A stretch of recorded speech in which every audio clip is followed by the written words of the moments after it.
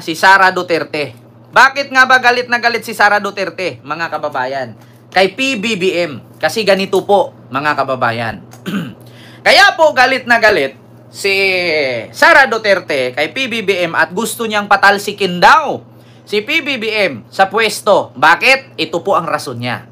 Kaya daw po siya tumakbo at naging vice presidente ni PBBM kasi gusto daw ituloy ni Sara ang naumpisahan ng kanyang ama. Napanood ko yun, Ken. Galit na galit. Sabi niya, alam nyo ba, gusto ko na talagang palitan yan si Marcos at paalisin dyan sa kanyang posisyon bilang presidente. Bakit? Hindi niya tinuloy ang naumpisahan ng tatay ko. Sabi niya, Kaya gusto daw niya na itanggal si PBBM bilang presidente kaya hindi daw pinagpatuloy. Ito, basahin ko lang mga kababayan. Hindi pinagpatuloy ni PBBM ang nasimula ni Digong. Yan ang sabi niya doon sa rally sa Netherlands. Ito. Basahin natin. Ito, People's Tonight. Ito ang sabi. Inihayag ni Vice President Sara Duterte sa Free Duterte Now rally sa The Hague, Netherlands noong Sabado, July 19 na naiintindihan niya umano ang mga sentimiento ng ibang tao ukol sa kagustuhang patalsikin si Pangulong Ferdinand Marcos Jr. sa kanyang pwesto. Bakit? Ito ay dahil hindi umano na ipagpatuloy ng Administrasyong Marcos ang pagbabago na nasimula ng kanyang ama na si dating Pangulong Rodrigo Roa Duterte. Kaugnay ito sa panawagan ng ilang Duterte supporter na dumalo sa naturang rally na magbitiw na si Pangulong Marcos sa kanyang pagiging Pangulo. Pero kahit man mapalayas natin ang adik na presidente natin, yan ang sabi ni Sara, hindi natin mapapabalik si dating Pangulong Duterte sa Pilipinas. Yun ang sabi ni Sara. Kahit daw paalisin sa pwesto ang adik na presidente natin. Kasi ang sabi dito, alam ko, naintindihan ko ang gusto nating mapalayas si PBBM sa pwesto kasi wala tayong nakikitang pagbabago o pagpapatuloy ng nasimula ng dating Pangulong Rodrigo Duterte. Ayan ang rason kung bakit natin siya binuto saad ni Vice President Sara. Yan daw ang rason kung bakit binuto ng mga DDS si PBBM para ipagpatuloy ang nasimulang ginawa ni Digong. Ngayon mga kababayan, tanungin ko kayo, ano ba ang nasimula ni Digong? Una, build. Diba? Yan ang nasimula ni Digong. Mga kababayan, tanungin ko po kayo, bilang isang content creator, bilang isang vlogger, sang-ayon ba kayo na ituloy ni Pangulong Bongbong Marcos ang build ni Digong? Una, pag-usapan natin build.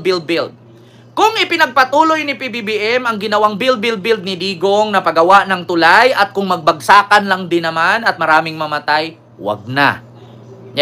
Gusto nyo ba ituloy ang pinagawa niya mga kalsada na maya-maya biglang bumigay at maraming namamatay? Gusto nyo ba yon?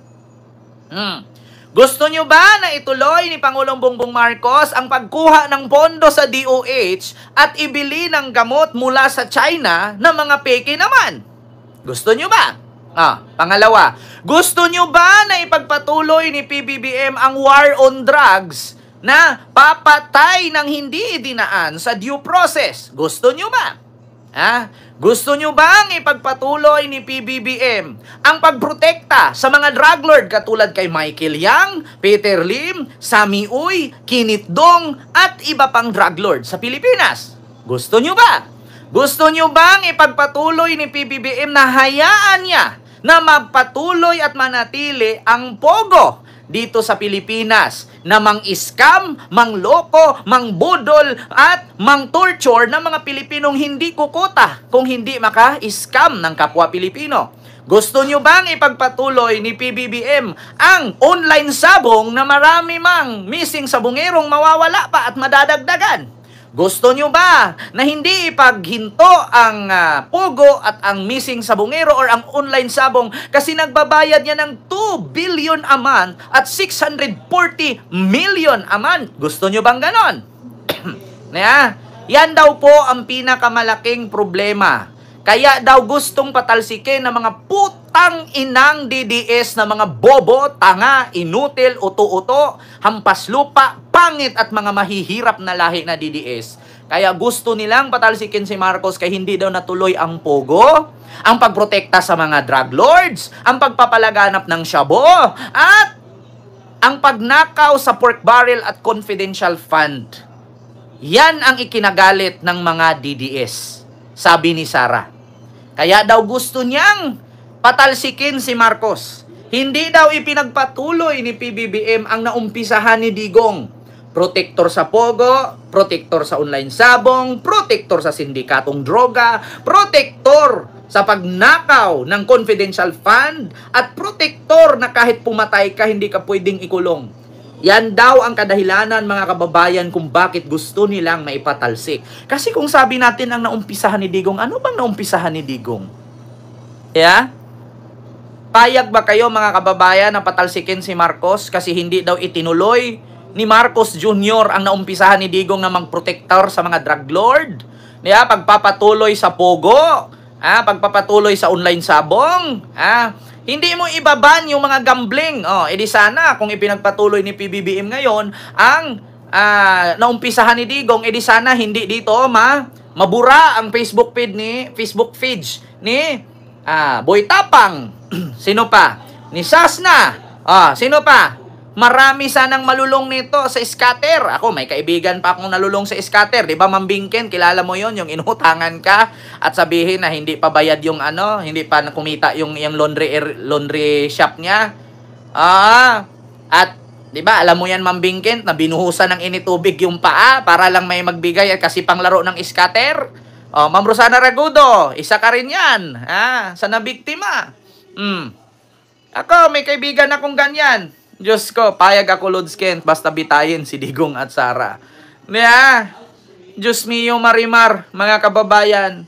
Kaya daw galit na galit si Sara at gustong patalsikin si PBBM. At sabi ng kapwa niya DDS, kasi daw hindi ipinagpatuloy ni PBBM ang nasimula ni Digong. So ano bang nasimula ni Digong? Yung ginawang legal ang pogo na illegal sa China, ginawang legal ang isabong na maraming nawawalang sabungero, ginawa ang war on drugs na maraming pinatay na adik, ultimo mga estudyante, mga minor de edad na hindi dinaan sa due process, at ipagpatuloy ni PBBM yung gumawa ng kalsada na palpak, na daanan lang ng mabigat, ang pinagbintangan yung sasakyan, o yung kalsada talaga substandard ang ginamit.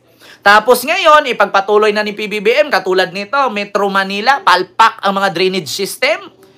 Kaya ang lalim ng baha. Ganyan ba ang gusto mo, Sara, na ipagpatuloy ni PBBM ang naumpisahan ng tatay mo? Saan napunta ang budget dyan sa flood control sa Metro Manila na ang lalim ng baha? Barado, 70% barado ang mga drainage ng Maynila. Yan ba ang gusto mo, ipagpatuloy ni PBBM? Nako, kakaiba yan, mga kababayan. Kaya sabi ko sa inyo, mga kababayan, wala nang rason Sabi nga ni General Torre, ubos na kasi ang mga propaganda nila. Wala kasing mga utak, wala nang maisip. Di natuloy ang nagawa ni Digong. Kaya si Sara gustong ipa-impeach si PBBM, ay ipatalsikin sa pwesto. Galit na galit daw sila. Ano nga ba? Ano umpisahan ni Digong? Yung Dolomite na 389 million. Tapos inaantay lang natin maubos na banlasin ng tubig hanggang sa magbara yung mga drainage kasi nababarahan ng Dolomite na buhangin. Nako po, mga kababayan. Yun lang yung aking mga kababayan. Topic patungkol dyan. Galit na galit si Sara sa dahig. Sabi niya, dapat pinatalsik yan. Bakit? Kaya nga natin binuto yan kasi ang expect natin, ipagpatuloy niya ang ginawa ni Pangulong Digong. Ano bang ginawa ni Digong? Yung mag-war on drugs na hindi dinaan sa due process? Di ngayon si PBBM, siya din ang susunod sa dahig kung mangyari mang ganon. Nakita nyo naman kung pinagpatuloy ni PBBM yung war on drugs na yan. Di sana siya din ang sunod na magpunta dun sa dahig. So yun lang mga kababayan, yung aking reaction patungkol dyan sa sinabi ni Sara sa dahig doon sa rally. Walang nagawang maganda si Digong, yun lang, totoo mga kababayan.